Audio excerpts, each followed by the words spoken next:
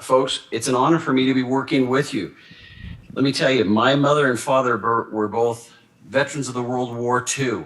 Dad was in the United States Navy, mom was in the United States Army. She's still alive at 100. I'm the type of person that gets misty eyed every time I see my country's flag go by me or when we sing our national anthem. When you work in nonprofit or public policy, you're a lot like a teacher. And one of my favorite quotes I have hanging in my wife's office, she is a school teacher for special needs children. And when our fourth child went through graduation at BYU, the keynote speaker was Rick Nielsen, superintendent of Nebo School District. And this quote about teachers appeals to public policy and nonprofit. So when you think about it, he told the story of going to a family gathering and he was being introduced along with his brother and his sister, and one was a doctor, another one was a lawyer, and somebody had said, he is just a teacher. And that phrase, just a teacher, to me is a lot like just public policy. And I love this quote. We choose to be teachers, or in your case, public policy or nonprofit, because we have the brilliance to know where our passions lie, the intelligence to recognize the influence of a teacher or nonprofit public policy, and the genius to use our talents to make that difference. So I take my hats off to you. I know we all share a love for our countries where we want to make a difference. And if you look at what's going on in today's world, the divisiveness, the toxicity, now more than ever, what you folks are doing is so important to help bring us all together and truly make that difference. So I take my hats off, my collective hat off to all of you. Let's start off with telling you a little bit about, let me just come right here and tell you about Taryn Bragdon. Taryn Bragdon was the youngest person ever elected to the Maine House of Representatives. And about 10 years ago, he started a group. He had done a public policy group in Maine, but now he wanted to go national. He was concerned about how the United States federal government was wasting resources. So we started an organization called Foundation for Government Accountability. And so he came to a work session. In fact, it was that same time that Troy and I first met. And he wanted to work on Medicaid reform. Medicaid in the United States is our health system for those that are poor or needy. And here is his worksheet. And let's just back up just a little bit and talk about an arrowhead. So an arrowhead is an arrow is a great analogy for a great message. And it's got a sharp point. It's got blades that are going to help penetrate. It's got a shaft with weight on it that's going to drive it. It's got these fletchings so it flies true. What I see organizations do both in the nonprofit space and the profit space is people are so familiar with their products that they unscrew the arrowhead and they put this aside and they shoot the shaft, the features, the function, the statistics, everything that's technical or wonky about their product. This is what they're shooting. And it just doesn't have a sharp end. It doesn't penetrate. We also see organizations where they take this stuff, the stuff that really sounds good, but it doesn't have the material behind it. So the arrowhead is that 15-second version of what truly sets you apart from everybody else. What's your unique value? And then that helps guides what features, functions, statistics, all those things that you're going to use with it. Okay. So when you hear me talk about the arrowhead, it's that 15-second version of why should you be listening to me? It's your tool to buy their attention to further information. All right. So coming back, what they did is he then came up with a draft arrowhead. It was a new thing, so they didn't have stories to work with. He had to come up with hypothetical, and his hero was Jackie. Jackie is a 20-year-old single mom, 2 kids, five-year-old and a 2-year-old. She's second-generation Medicaid recipient. She's in a cycle, and she's working part-time as a sales clerk and part-time as a nursing student, and she's diabetic with her own medical needs. So you get the picture. She's somebody that's doomed to a cycle, and he is looking to help create cycle breakers. So now talking to Jackie, in looking at your life, I can see how you would like to choose a better life, to really break the cycle that you're stuck in, but you're struggling with access to the care that you need. You want to improve your health and your own life satisfaction. And most importantly, you want to have certainty that you can do it, right? So what they did is they took that arrowhead, they took a hypothetical story, and then from there, he went looking for real people. And he found this gentleman right here. This is Moist Brutus. Let me show you his video. Until October 11, 2010. I was in a really bad motorcycle accident where I had a less than a 1% chance of survival. I woke up from a coma 3 days later, looked down, man, I couldn't believe it, my legs were gone. My name is Moist Brutus and I'm a triple amputee. First thing I said was, oh my God, my life is over. For about 6 months, I just stayed in a dark room and never left. At my lowest point, I was about 76 pounds. And my mom, she lost all hope. To me, I had two choices. Either stay in clinical depression for the rest of my life or go out there and be everything I can be. I made the decision to not let this accident define who I would become. At that time, I had also met Catherine Martinez from WellCare, who went out of her way to get me everything I needed. Catherine and I, with the help of providers, were able to get me the prosthetics I needed to get my life back. I started going to amputee support groups, which helped my morale a lot. Just around the time I got in touch with Catherine, another big change happened. I got Dexter, my best buddy in the whole world. When I got him, we were out around the block every afternoon when the sun went down, and that was the start of it all. I also started doing outpatient rehab, and that's when I started venturing out of my comfort zone. One day at therapy, one of my therapists decided to put me on a stationary bike. I remember the whole room went quiet because everybody thought I wasn't gonna be able to do it. I work out 5 times a week. I cycle about 100 miles a week. I go to school and I'm totally independent. My life today is amazing. I'm currently training for the 2016 Paralympic cycling team.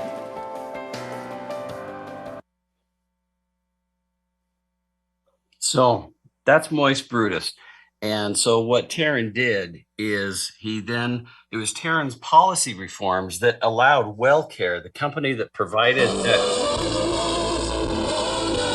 that kind of stuff is always going to happen to you when you're in front of 100 people here. So what he did was he then took that policy reform and went to various states with Moist with him. And so he would go in to do testimony, and then he would have Moist there. Now imagine you're on the other side fighting against this, and here you have this triple amputee walking in with his braces and everything and telling how his life is so much better because of this Medicaid reform. How would you like to fight that one? He was very successful. In fact, if you look at FGA, he asked me to come in and train their folks just this last fall. With the loss of the Trump administration, FGA was able to pick up several political appointees from the Trump administration, and they needed to train their group. But if you look at what he's done in the last 10 years, Taryn and his organization, Jonathan Bechtel and so forth, since 2011, they've had 1,259 total victories. 20 federal victories impacting 868 state policies, 319 state victories, 72 short-term COVID-19 victories during this COVID time. Millions of families escaped welfare. 165 billion in taxpayer savings over the next decade. 156 major studies and 200 polls that were done. We win for you. So that's FGA. One of the things that sets Taryn and his group apart is they understand that facts tell, but stories sell. So today we're going to talk about the story war. Are you losing the story war? What is the story war? Well, have you ever lost to an inferior solution? That's losing the story war. Or in talking to a donor and not getting them to buy in, and you know that this is something they're interested in, but somehow you're not able to convey that, or it's getting a 3-figure donation instead of a 5 or 6-figure donation from somebody that can afford it, but you just weren't able to articulate the value. That's losing the story war. So today, what I thought would be fun is we're going to talk about how we lose the story war. And then in contrast, we're going to say probably one of the best ways to understand how to do something is to learn how not to do something. So that's what we're going to do. We're going to talk about first how to lose the story war, 12 ways. And then we're going to give the corollary or the antidote. So first and foremost is give TMI, which is too much information. We love to give too much information. Why? Because we are cursed with the knowledge of our own solution, our own product. Let me show you an example of some research that was done back in 2000 at Stanford and Columbia. And what they did is they went to a grocery store with some jam bottles, and they took 6 of them. And I'm hoping you all can see me here. I'm going to jump back here and let's see. So let's say these 6 Post-it notes represent the 6 jars of jam. They would put 6 jars of jam out, and then they would watch people, and they would note when the person tasted the jam and then when they purchased. And what they found when they laid out 6 jars of jam, that 30% of the tasters bought a jar of jam. They thought, well, this is great. Maybe we put more jars of jam out there and let's see what happens. So instead of 6, they put 24 jars of jam. You know what happened on the conversion rate on the purchase? Instead of 30% buying it, only 3% bought it. Their results went down to 10% of what they had before. Choice can be demotivating. Choice can be debilitating. And so being able to give just the right amount of information. I'm going to show you a video here. This is an actual candidate. You'll love being from Canada, knowing this guy's from America. This is an actual Republican candidate. Listen to how much information he gives. Ladies and gentlemen of the Starr County Republican Party Executive Committee, good evening. And thank you not only for your attendance, but for allowing me the opportunity to speak. My name is Davison, and I am seeking our party's nomination for the position of Starr County Treasurer on November 10th, November of 2010, excuse me. In terms of my background, I am from the village of Minerva, where I am serving my 13th year of elected service as a Minerva Council member. In terms of education, I have a bachelor's degree in sociology, a bachelor's degree in history, a master's degree in public administration. Wait for it. And a master's degree in communication. So let's stop our good fellow right there. So giving too much information can be a real challenge. So there's a danger in choice. So the key here is by using an ArrowHead, what you're doing is you're doing all the hard thinking for your buyer. And please forgive me for using the word buyer. All right, that takes me to my next slide. One of my clients, Johnson & Johnson, from years ago, I worked with one of their behavioral scientists, Dr. Kevin Wildenhouse. I love this quote. All communication is an attempt to persuade. All communication is an attempt to persuade. We're all in sales. And so when I say that, I speak of sales as one of the most lofty businesses you can pick. Sales in its truest form is helping people or others solve problems. And so we're all in sales. So forgive me if you hear me say the word sell, buyer, and your product or your solution. But the whole idea with the ArrowHead is do the hard thinking for your customer, the person you're trying to persuade. Bring it down. Focus on those things that are just important. All right. So Instead of giving too much information, just focus on your arrowhead. Less is more. Number 2, create your message in a silo. That's one way of losing, trying to do it all yourself. You see, your message is a lot like an elephant. And when you can come together and see all the different aspects of your message and the impact on your audience, now you're starting to tell the right story.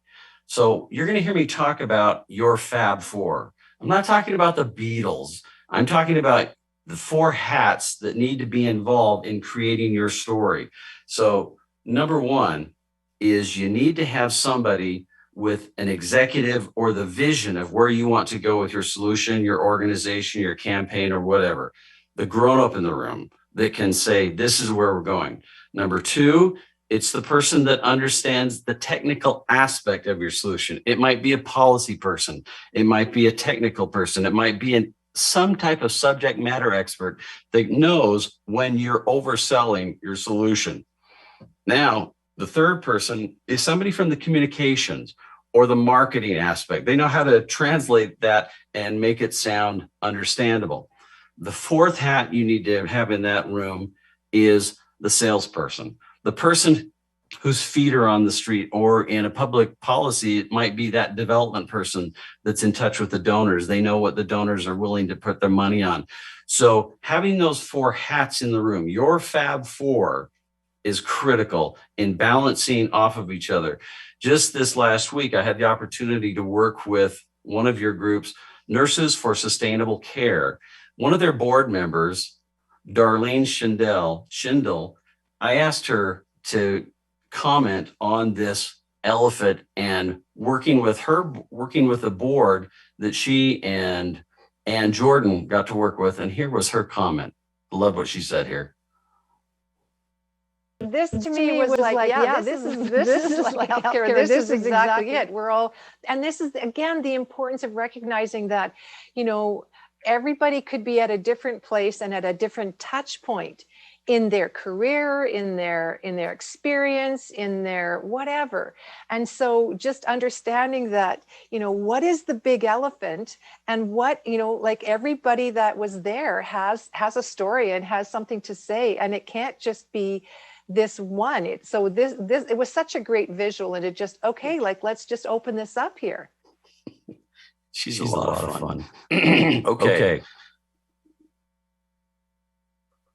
So now, what is it you want to do when you're creating your message? What is it you need to look at? Well, using this triangle to represent your world, these are the basics. Folks, we're going to be talking about fundamental principles of persuasion, fundamental principles of sales or marketing. I don't really separate those. They all kind of come together. But let's say this triangle represents your world. First and foremost, you need to look at your buyer. That green area represents their needs, their pains, their desires, everything that's important to them. And then you come along, you're the seller, and you have a solution. And that solution has features, functions, and you're not going to solve all their problems, and they're not going to need all of your features and functions. But there is going to be that area in the middle where you have an opportunity for business, where you can help them. Oh, if life were so simple. But then you have those dirty, rotten scoundrels, your competition. They're going to come in also and take away a piece of that. Now, here is a temptation, is to come in here and focus on that middle area, the table stakes. That's not where you want to be.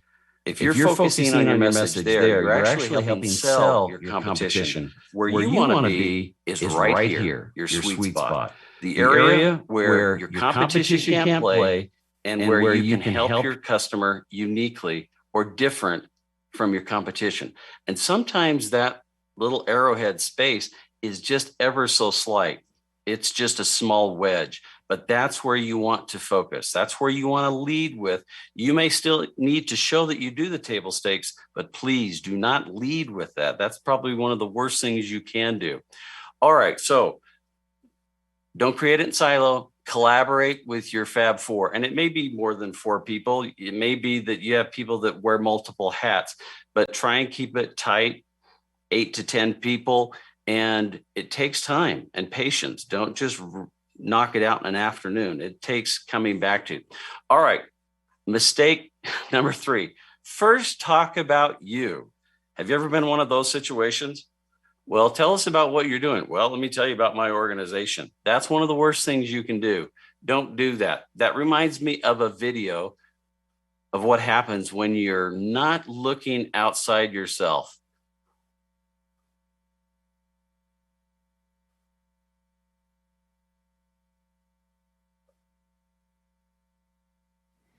It's just, there's all this pressure, you know? And sometimes it feels like it's right up on me and I can just feel it, like literally feel it in my head, and it's relentless. And I don't know if it's gonna stop. I mean, that's the thing that scares me the most, is that I don't know if it's ever gonna stop. Yeah. Well, you do have a nail in your head. It is not about the nail. Are you sure? Because, I mean, I'll bet if we got that out of there... Stop trying to fix it. No, I'm not trying to fix it. I'm just pointing out that maybe the nail is causing... You always do this. You always try to fix things when what I really need is for you to just listen. Yeah, see, I don't think that is what you need. I think what you need is to get the nail See, you're out. not even listening now. Okay, fine. I will listen. Fine. It's just, sometimes it's like, there's this achy, I don't know what it is. And I'm not sleeping very well at all. And all my sweaters are snagged. I mean, all of them. Yeah, that sounds really hard. It is. Thank you. Ow! Oh, come on. If you would just... Don't. So it's not about the nail. It's about the impact of the nail. So there's 3 tests of a winning message. Remember these. These are fundamental. Test number 1. It's got to be important. Hope you all enjoyed that music there for a moment.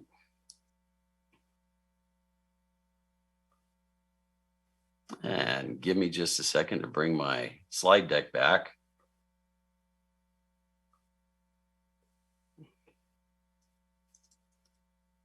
Okay.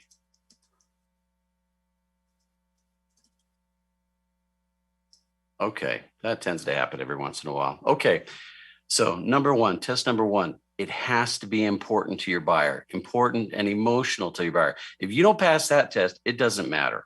Nothing else matters. So don't start talking about you first. Talk about the needs, pains, and desires of your buyer.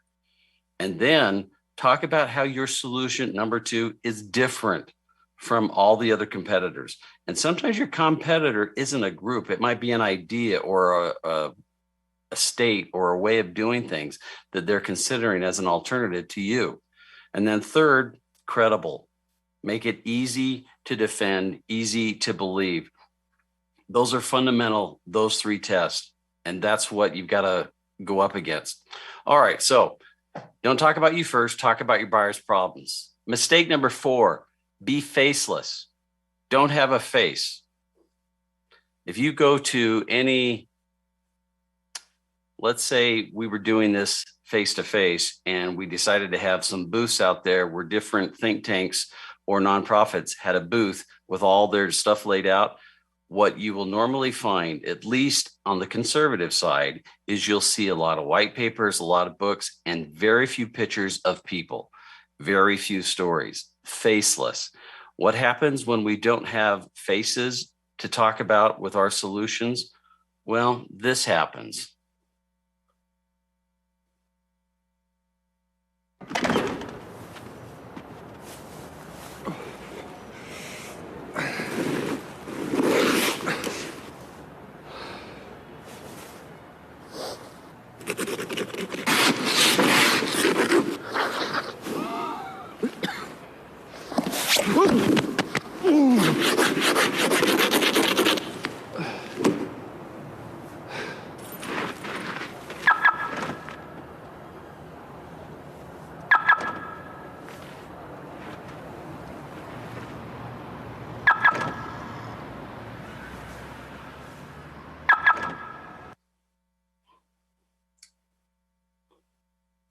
Okay, so sometimes what will happen is you end up scraping the ice off of the wrong car, focusing on the wrong buyer, the wrong situation. So put a face to it. So every good arrowhead has a face to it. This is, so Taryn's group, recently they were working on the policy of election integrity. Since COVID has happened in the United States, a lot of places have created all different changes to their election procedures in order to make it easier to vote. Challenge is it's also made it easier to cheat. So what I'm going to do is I'm going to share with you their arrowhead. And so it first starts with the archetype. Who is your ideal hero? In this situation, it's a GOP voter, Republican voter. Lucas Santiago is not a real person. It's make-believe. He's a small business owner. He's afraid his vote was lost with the other 10,000 in Georgia. Doesn't trust the results of the election. Feels like there is corruption, smoke-filled rooms when it comes to election, and wants his voice to be heard. Now, I'm going to go through the red. This is the pain. We're going to come back to this in a little bit, but you have to go to the pain. Lucas, I understand that you feel like you've been cheated out of your vote. And with these changes, although it's easier to vote, it's also now also easy to cheat. And you're seeing outside influence that is watering down the vote in your area, and the returns are slow and uncertain when the ballots get counted. The policies we're talking about are all about helping protect your vote so you know it counts. So you can continue making it easy to vote, but also hard to cheat. Make certain the level playing field and that there are accurate and fast results. How are we going to do that? And then all these blue ones talk about all the wonky steps that they want to take to make that happen. That's a very tight arrowhead. Here's another one. This one, Ann Jordan in your group is starting a group called Nurses for Sustainable Care. And their ideal person looks like this. This is Lynn. She's an RN, married, mother of 3, 15 years as a nurse in acute care. She feels undervalued and burned out. She's pregnant, and this pandemic has not helped. She's feeling overworked, can't get time off for holidays or be with her family. And she's expected to work in other areas that she's not qualified for. And so let me lay out this arrowhead for you as a beginning. And I'm talking to Lynn. Lynn, I understand right now here in Canada, nurses feel like they're not being valued, not feeling valued, and it's burning out. And the bureaucracy they work in focuses on process rather than care. And nurses are afraid to talk, afraid to speak out of fear of violating their code of ethics or losing their job. And they feel like no one's looking out for the nurses. Well, what we want to do with Nurses for Sustainable Care is to provide that much needed oxygen, metaphorically speaking, for the nurses here in Canada, so that they have a safe place for their voices to be heard and to make room for compassion in the system, going back to this patient care so that nurses can stay in their jobs and feel that sustainable joy of nursing again. Okay, so this needs a little bit of more work, but it's getting close. It's a really good start. So putting a face on your message is a fantastic is the ideal way of moving forward. All right, we're going to skip mine for right now. That's my arrowhead.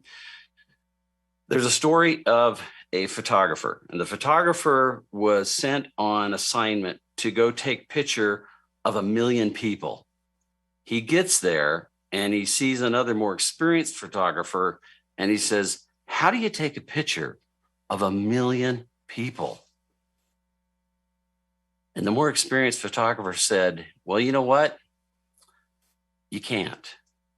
But what you can do is you can get a close-up of one person and let the crowd blur out.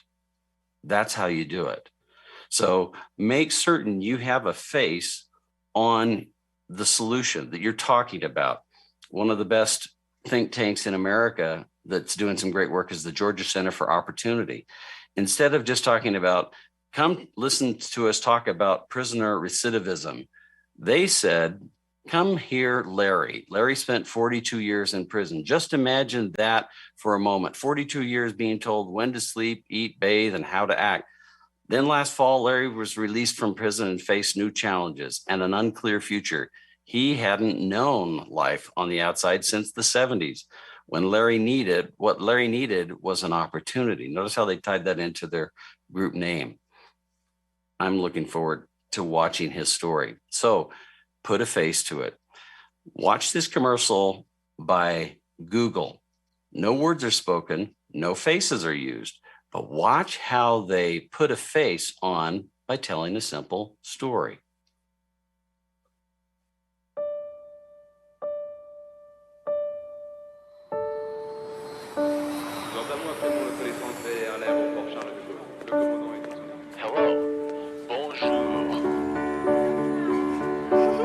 Très, très mignon.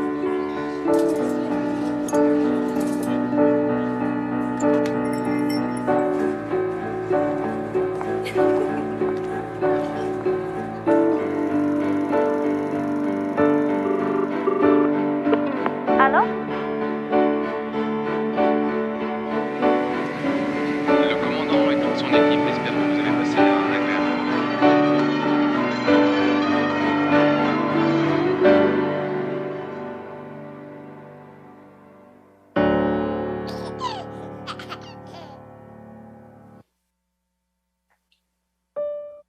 All right, it's okay if you get a little misty-eyed on that one. My oldest son works for Google. I'm really proud of that commercial. So don't be faceless. Put a face on your solution. Number 5, but we don't have stories. We're brand new. We've got a new product. We don't have stories. Oh boy, that's a lack of imagination. So one of my favorite quotes came from Robert McKee. He wrote the book called Story, and the quote is, "Conflict is to story as sound is to music." He trains Hollywood producers, directors, actors. I went to his training in San Francisco many years ago. I was the only non-entertainment person there. But conflict, critical. So if I were to ask you, what is story? Give me a definition. It would be hard to come up with. But I'm going to help you understand what is the DNA of story. What do you need to have story? There's 3 things you need. Obviously, conflict is one. These 3. You need to have a hero on some kind of a mission, but with conflict in the way or an obstacle.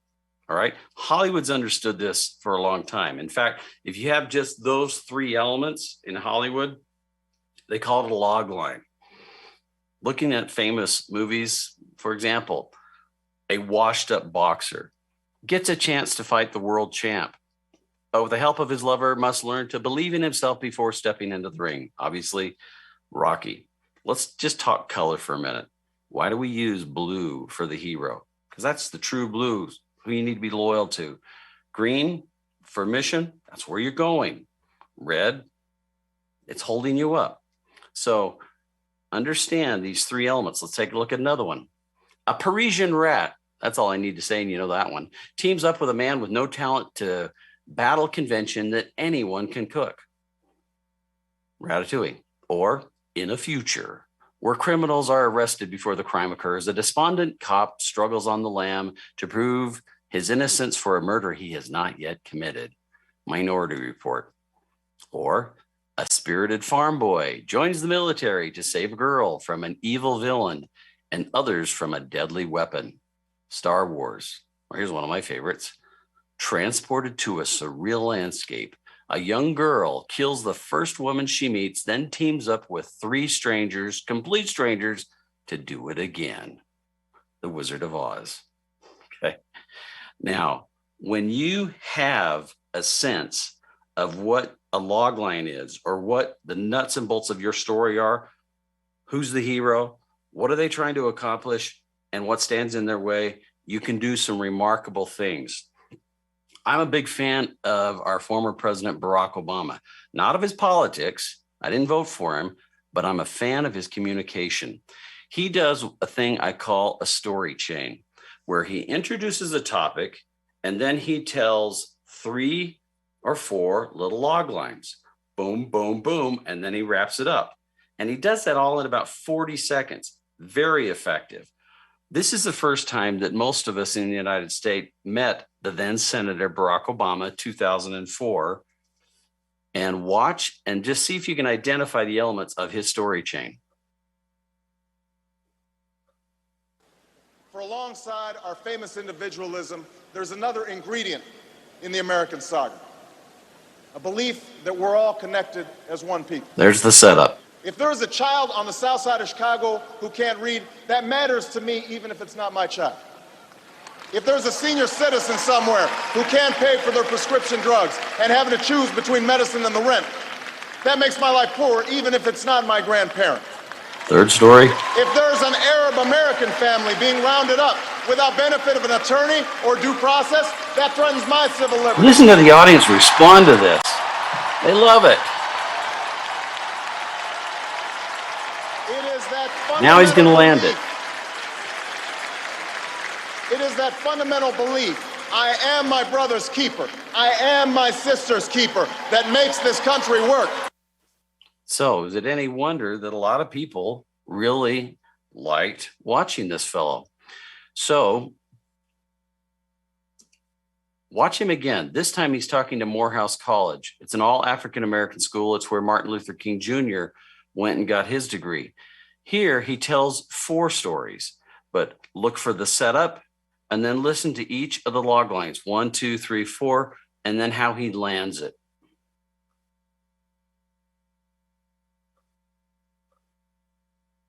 As Morehouse men, many of you know what it's like to be an outsider, know what it's like to be marginalized, know what it's like to be the sting of discrimination.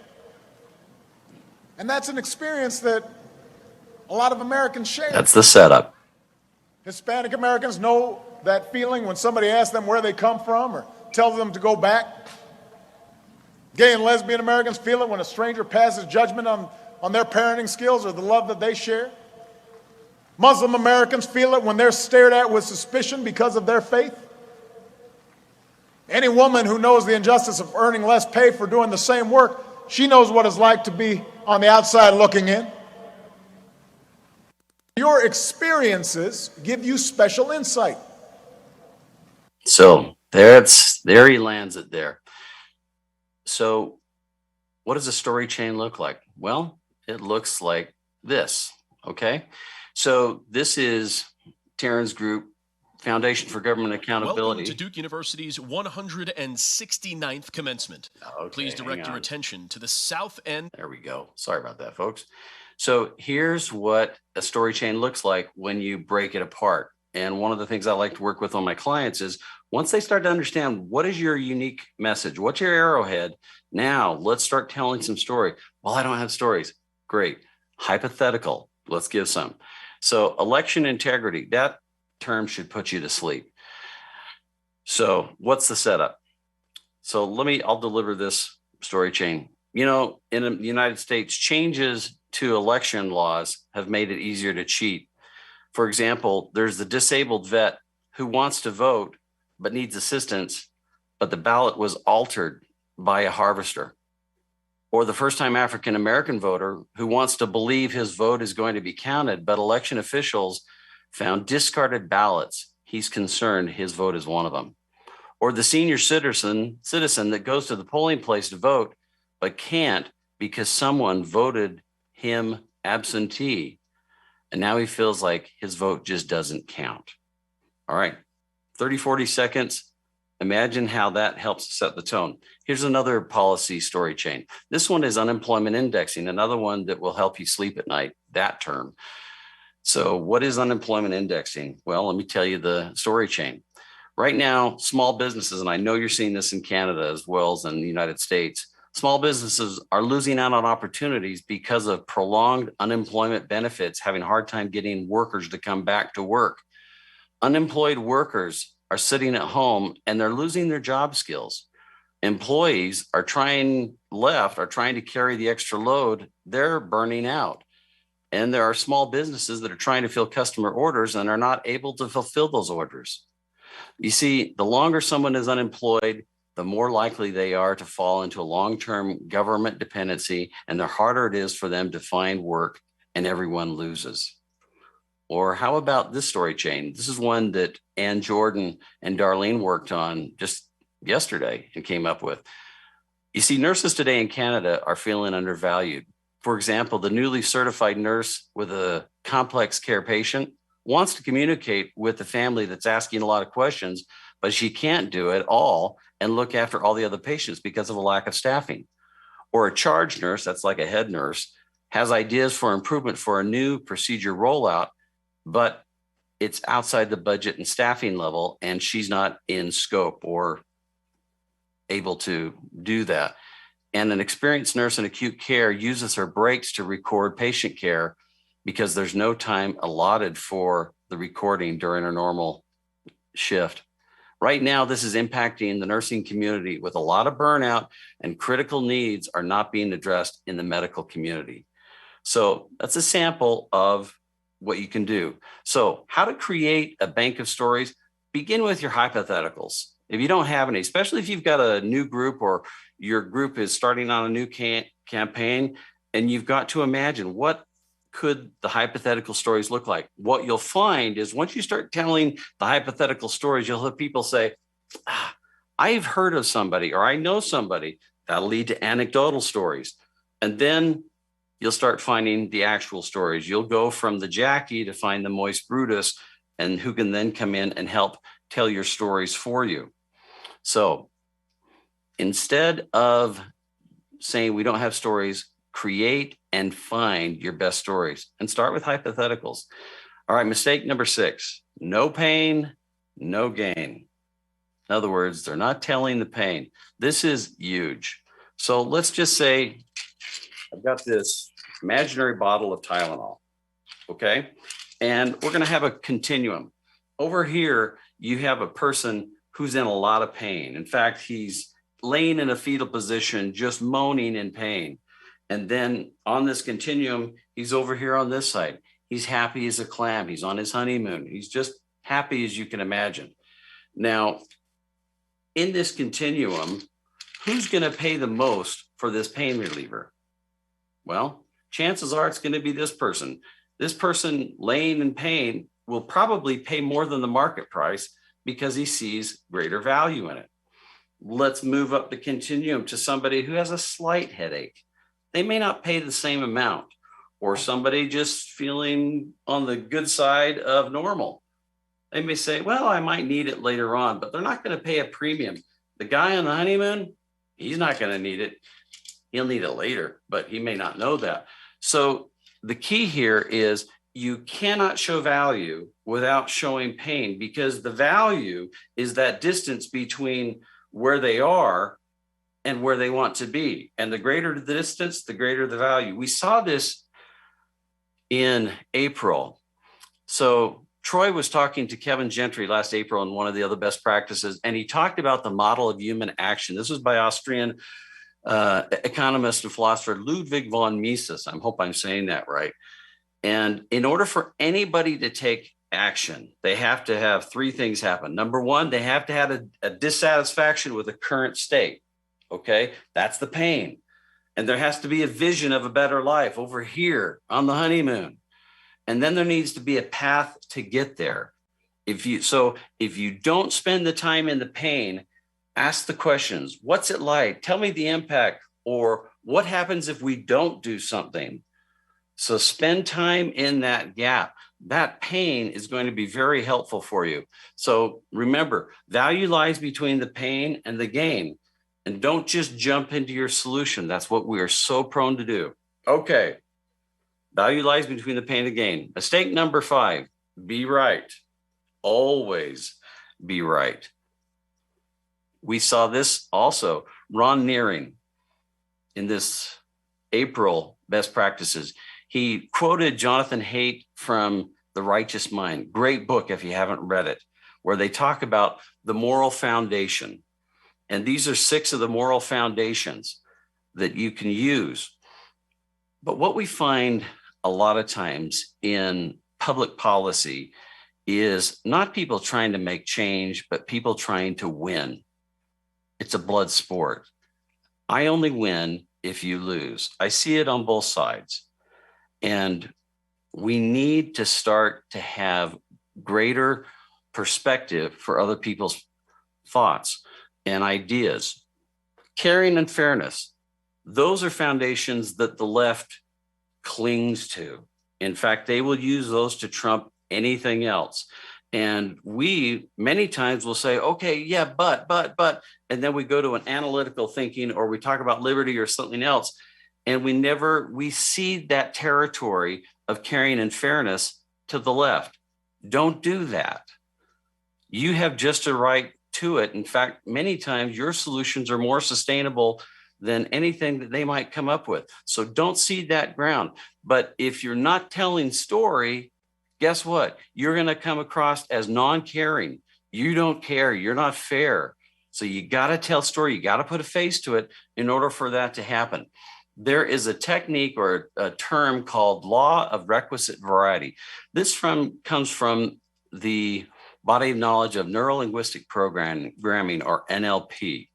And the idea of it is that that part of the system with the greatest flexibility of behavior will control the system. So we're talking about not necessarily controlling the system, but having the ability to see broader perspectives and to acknowledge other people's perspectives and value them. And sometimes in doing that, you'll find their perspective or their idea is better. And high emotional intelligence is the ability to acknowledge that and say, you know what, that's a great point. And then let them have that point. You see, sometimes the left is right, and sometimes the right is wrong. So don't be so tied to being right or being correct. In today's world, we need to acknowledge each other's perspective. I'm not asking you to be flexible in your values. I'm asking to be flexible and tolerant in your perspective, and to see others and value them and realize that sometimes they might have a solution that is worthy, and grant them that ground. And hopefully they will do the same, and we all can start getting along and making a very meaningful change in the future. All right, one of the ways to do this, the left has used a technique. It's called the self-us now. And the self-us now, let me give a little bit of background to this so it makes sense. So Senator Barack Obama, when he was starting to run for president, they had a ground roots effort. And they went and trained all these people to go out and to tell their own story. And they found that there was a model developed by Marshall Gans at Harvard Kennedy School. And it was tell a little bit about yourself and why this is important to you, and then tie that into us and why it's important to all of us. And then the now is, now what are we going to do about it? Okay, very powerful tool. I call it a sun story. I'm surprised the left never came up with it. They call this the public narrative, so I like the sun story better. But let me tell you, let me show a video of this technique in action. This is 4.5 months after World War II ends. And then soon-to-be Congressman John Fitzgerald Kennedy, this is his very first political speech. And he's talking to a group of Gold Star mothers. What's a Gold Star mother? In the United States, if you have a child that's in a soldier or in war, then you earn the right to put a star up, a blue or a red star. If that child is killed, that star then turns gold, and you become a Gold Star father, Gold Star mother. So he's talking to a group of Gold Star mothers. Remember, this is 4.5 months after World War II ended, and it's his first campaign speech. He starts off being wonky, talking about everything he wants to do. He's talking about himself, and he's looking at the audience, realizing this is not working. So then he switches into talking about himself and why he is qualified to talk to them, and then what they share as an importance among us, and then what needs to happen beyond that.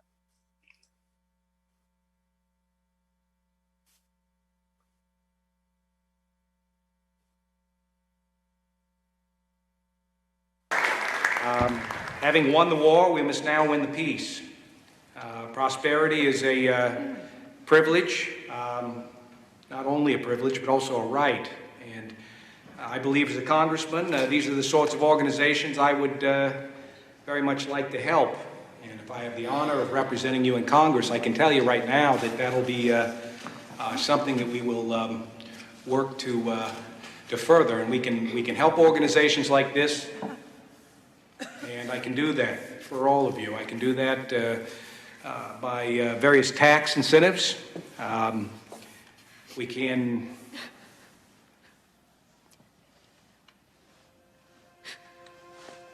self.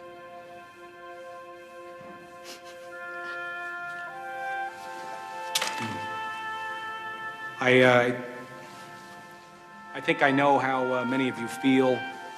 My mother's a part of this organization. She's a Gold Star mother as well. Our house is filled with many memories, just like yours. We see my brother. We see his smile everywhere. And my mother cries for him. And there isn't a day that goes by that we don't think of Joe. He'll always be with us, the same way that your sons will always be with you. Us. And I would say that this is exactly the sort of organization that we are going to support. This is the sort of organization that needs our help, and we're going to give it to them. This is the sort of organization that I believe in. Let me represent this district in Congress, and I will serve your interests. Stop right on that one right there. So self us now. So what does this translate when you start delivering your own, what I call son story? Well, here's an outline for one. This is one of the communications people at Foundation for Government Accountability, Stephanie Buhaya, and I love hers. And so imagine I'm Stephanie. I know takes a stretch, but let me give hers. She says, I had a single dad when I was young, and he worked hard. He provided for our family, and he paved the path for us. He pushed me to achieve and work hard.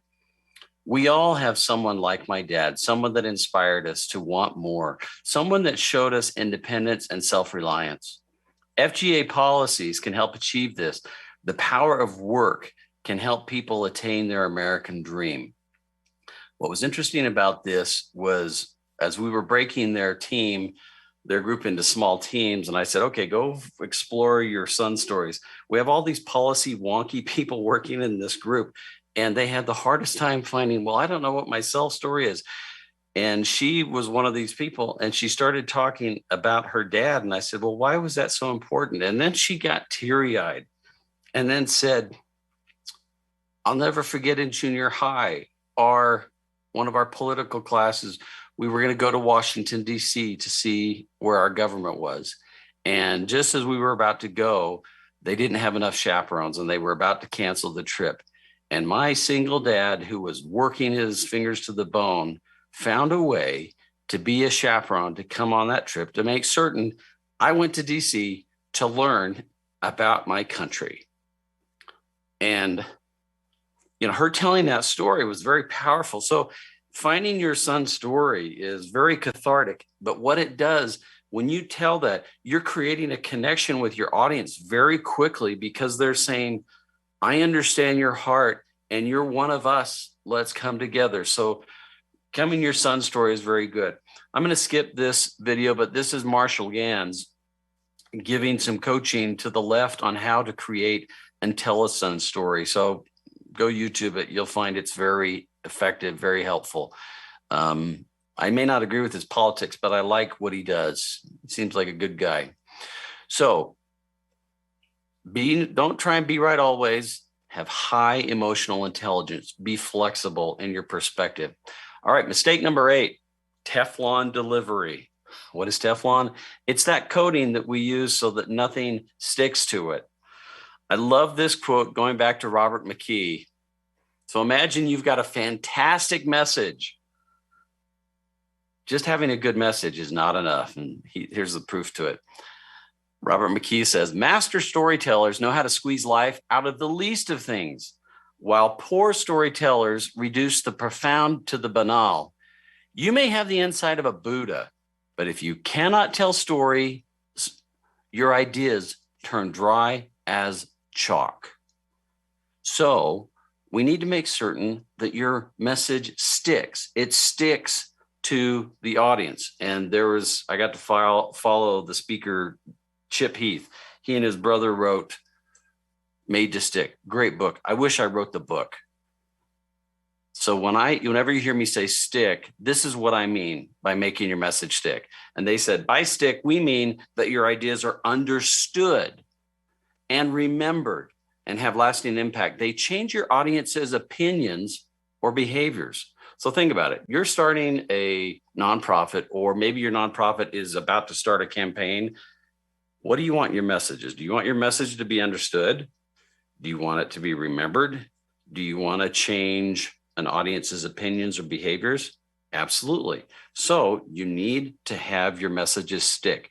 And there are delivery tools to make your message stick. And I call them spikes. So let me just give a little analogy here. So a little visual with my hands. So let's just say this is a continuum of a beginning of your speech to end of speech. And this is your audience's attention level, low, high. Where's your audience's attention at the very beginning of your presentation? It's typically very high. So then you say, all right, please lower the lights so we can bring up our PowerPoint. And then what happens? Their attention level starts to go down. They start pondering where they're going to go to lunch or what they're going to do that afternoon. And then when you finish with, so in conclusion, what does their attention level do? It comes back up again. So you find this natural hammock of attention in the middle of pretty much any presentation. And in that hammock, what are we normally delivering up front? Let me tell you about my organization. Let me tell you where we're located. Here's a map of all of our different locations. It's all about us. Where am I giving my meaty information? It's typically down here at the bottom of the hammock where their brain is only 20% there. So what do we want to do? We want to spike their interest up front so that we got them. And then as they start to go down into that hammock again, what do? We spike it again and spike it again. Can you have too many spikes in any speech or presentation? Absolutely. You become a freak show. So it's important to have the right amount. But spikes work with any audience in any situation at any time. And we won't go through all of these, but I just want you to get a sense of what a spike might be. So some of the spikes, I use the ILQMOVS to remind me when I'm training what the different spikes are. So imagine you're able to convey your ideas quickly. Imagine your audience listening and then retelling your story. And imagine your donations go from 4 figures to 5-figure donations, okay?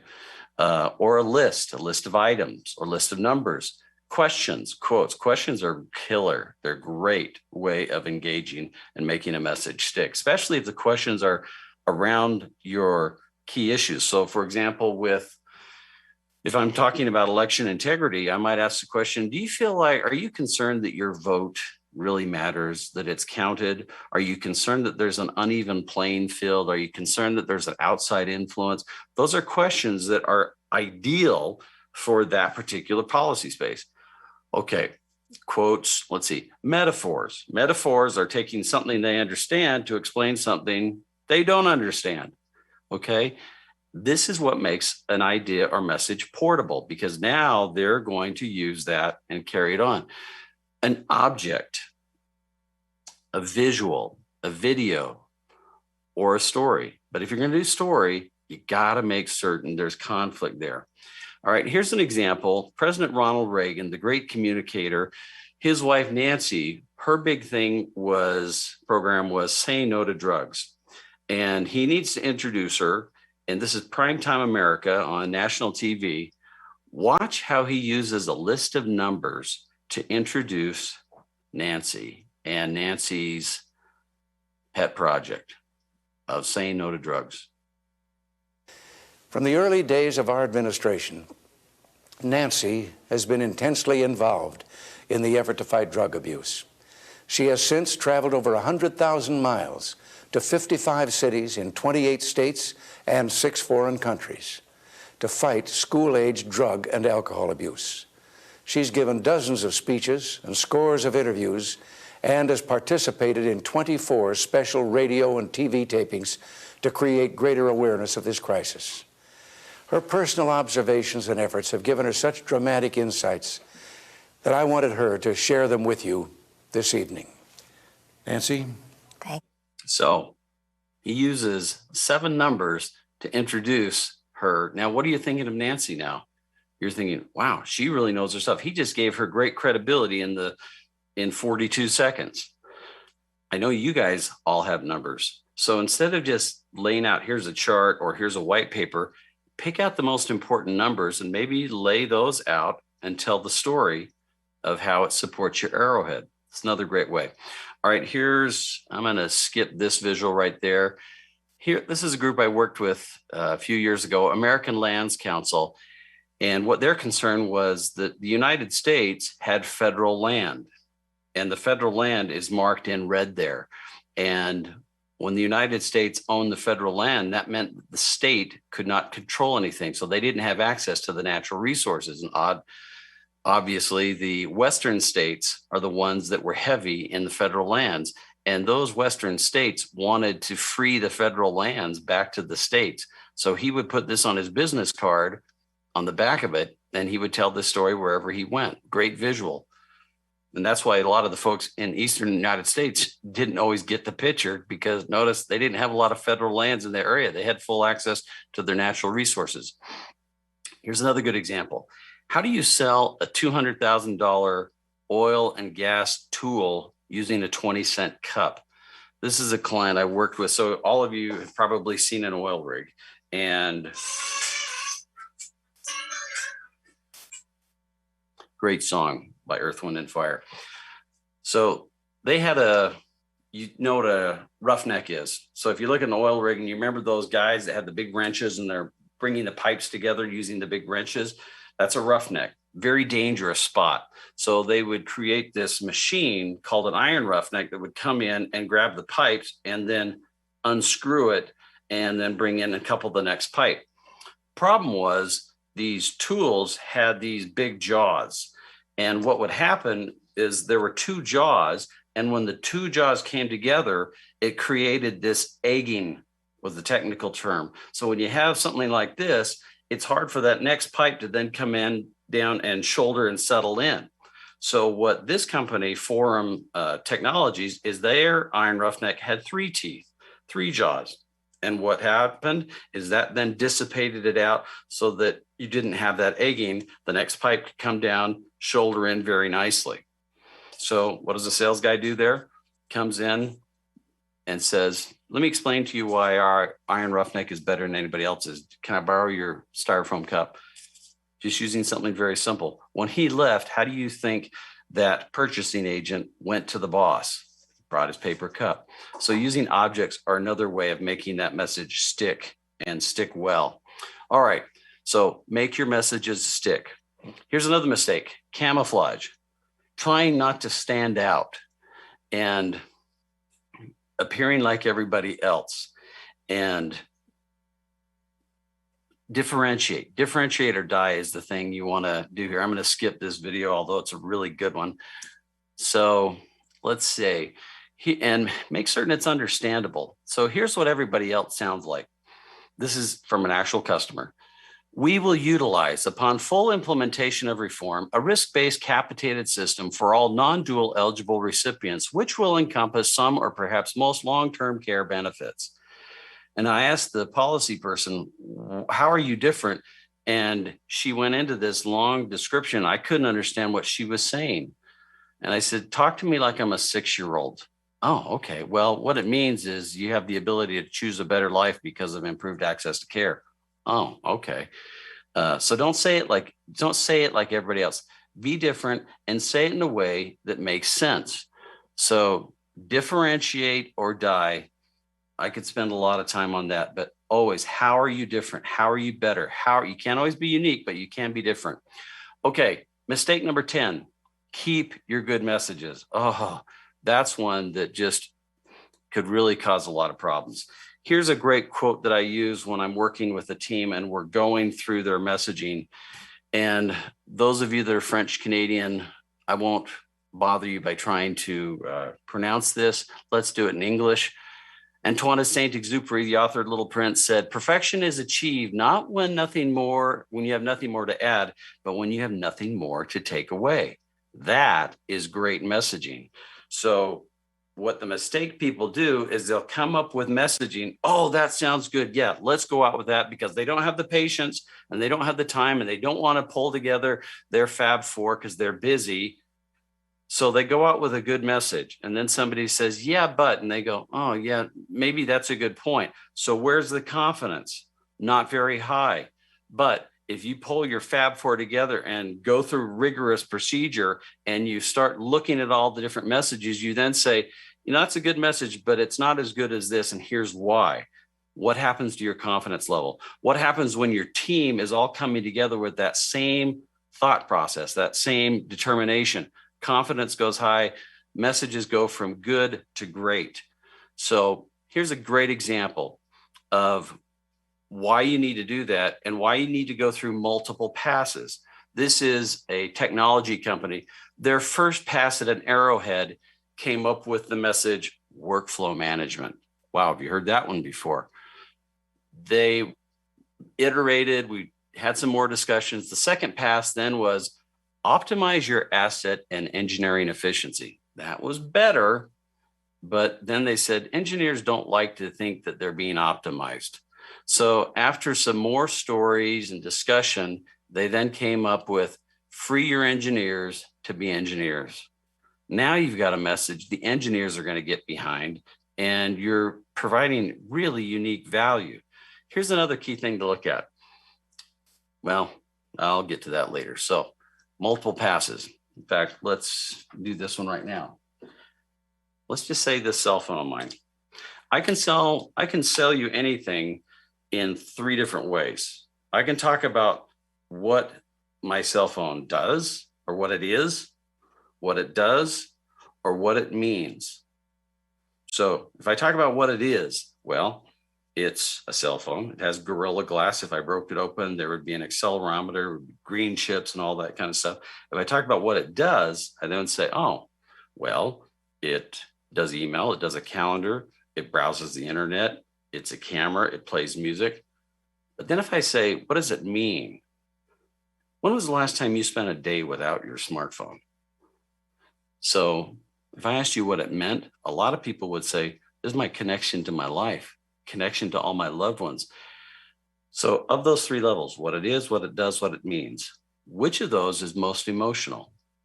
Well, unless you're a real geek, chances are it's this one up here. And that's what the ArrowHead's all about. The ArrowHead is finding what is that key point? What is the means? What is the why? And then supporting it with blades that come down here and describe what it does and how it does it. Do not lead with this lower level unless you're talking to a bunch of geeks. Even then I would start up here, but enough said. So make certain you lead with the emotion.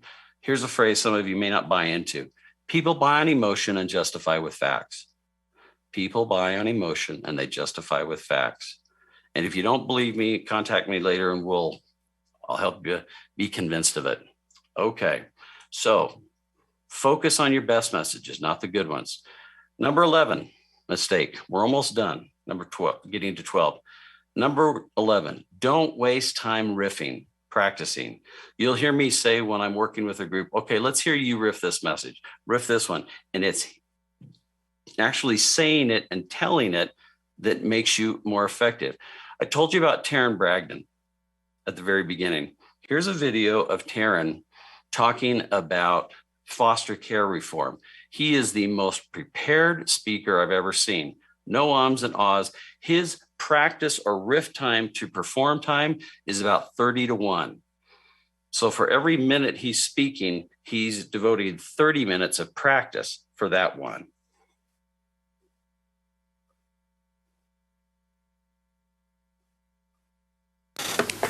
I want to begin just by putting in context this conversation that we're having today. If you and I went downtown and somebody started hurting my daughter, we would both immediately respond and stop him and do whatever it would take to help her. Because after all, my daughter Waverly is only 6, and she doesn't deserve to be treated like that. And if we walked a little bit further and we saw somebody else hurting a little boy, we would rush that abuser and immediately help that little boy. But somehow, if that abuse happens in a zip code or a family that's far removed from our own world, too many people view that as government's problem alone. And that's a sad situation that they feel almost powerless to help. I'm pleased that each of you clearly understand the plight of kids who are abused and neglected and why we're all here today. It's not a faceless problem. It's a personal priority. And just like all of you, at our own think tank, we read regularly of the tragedies of the foster care system and various reform ideas to improve the system on behalf of kids and families. So he starts off with a hypothetical situation, and no ums, no ahs, very well practiced. Here's another one, Ronald Reagan. He's running for his second term of office. He's now the oldest. Turning now to Facebook and Instagram, they are under fire. He's now the oldest president of the United States, and he's running for a second term. Well, if you're Walter Mondale, the Democrat running against him, what are you going to do? You're going to take advantage of his age. Reagan failed in the previous debate in Kentucky, and now he was very nervous. He sat down with his friend, Roger Ailes, and I can just hear him saying, well, Roger saying, well, Mr. President, what are they saying? Well, they say I'm old. Was there anything good about that? Well, you know, it means I'm highly experienced. And so what he did was Roger Ailes worked with him for 3 hours to craft a reframe on age. We're not going to talk about objection reframes, although that's a powerful tool, powerful technique. But here Reagan practiced 3 hours for a 30-second, 20 to 30-second pitch, and it won him the presidency. Watch how he does this.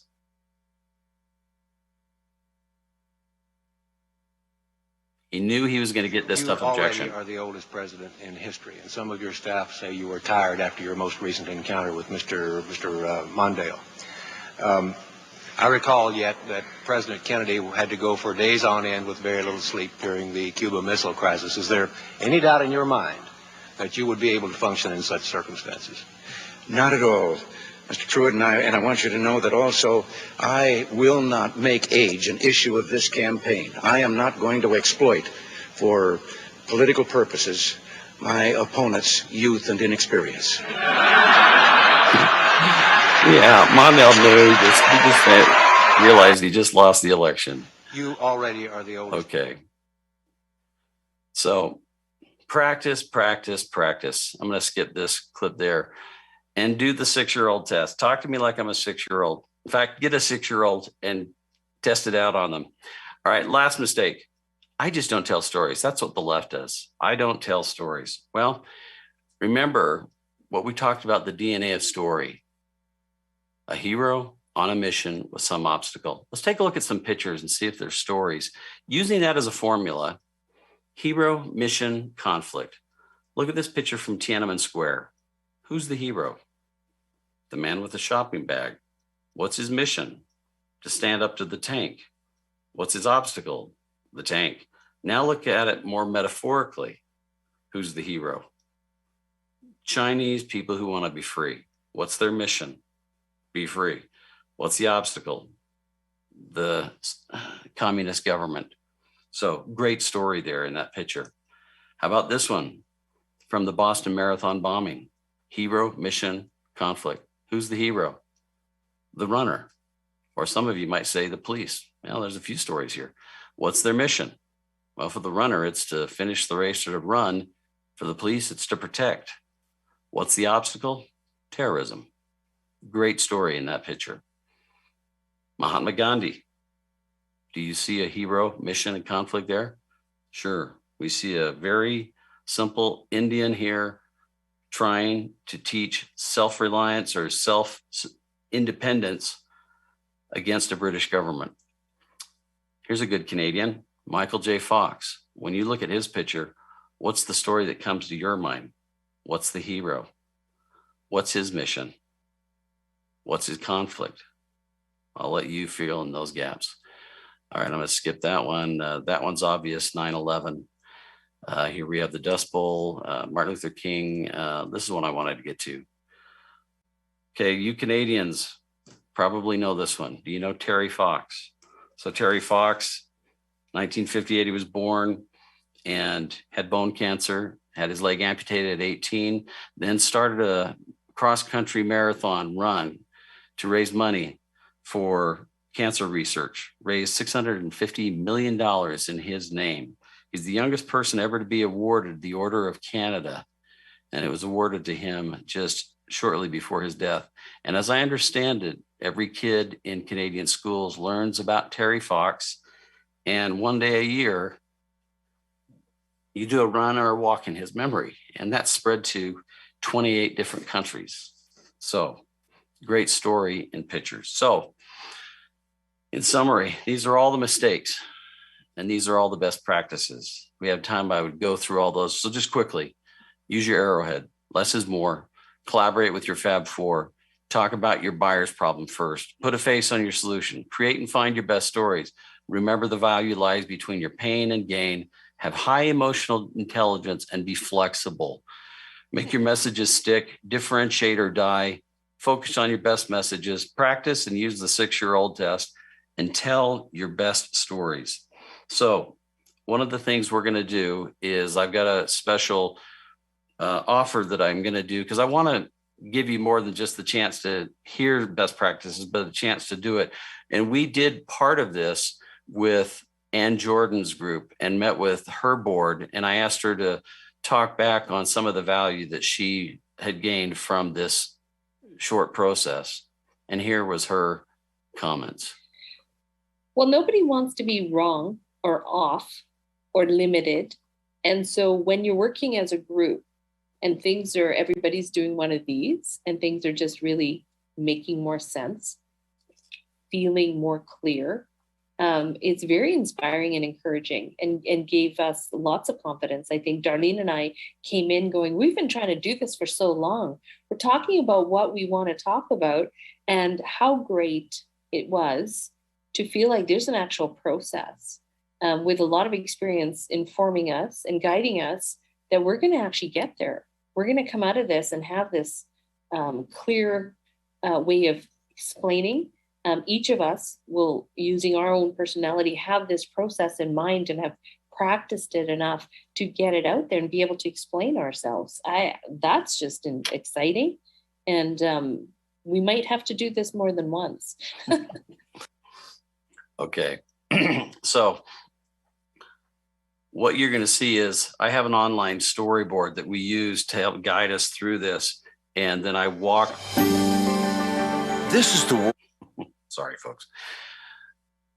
I have this online storyboard that has all of my processes that help walk us through the steps and creating your ArrowHead, creating your story chains, your spikes, and so forth. And so we will work online remotely together for those of you that would like to do this. And so here's the offer. And then I need to keep it limited to October, but it would be one initial kickoff meeting virtually with you to discuss, all right, what is it that you need?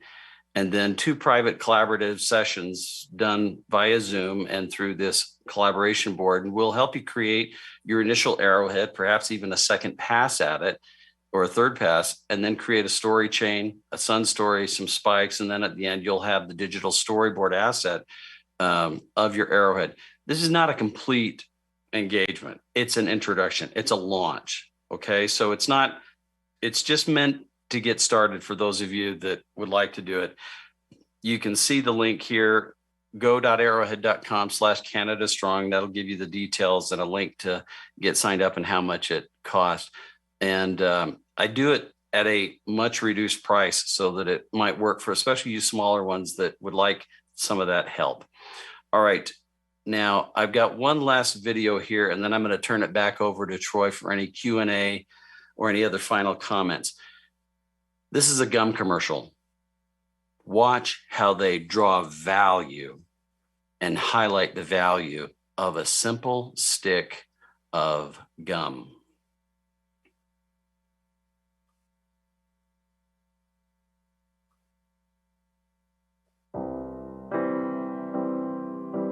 Wise men say only fools rush in, but I can't help falling in love with. Oh, shall I stay? Would it be a sin? Oh, if I can't help falling in love with you. Oh, like a river flows surely to the sea, darling, so it goes. Some things are meant to be. Won't take my hand, take my whole life too, for I can't help falling in love with you. Oh, for I can't help falling in love. Give extra, get extra.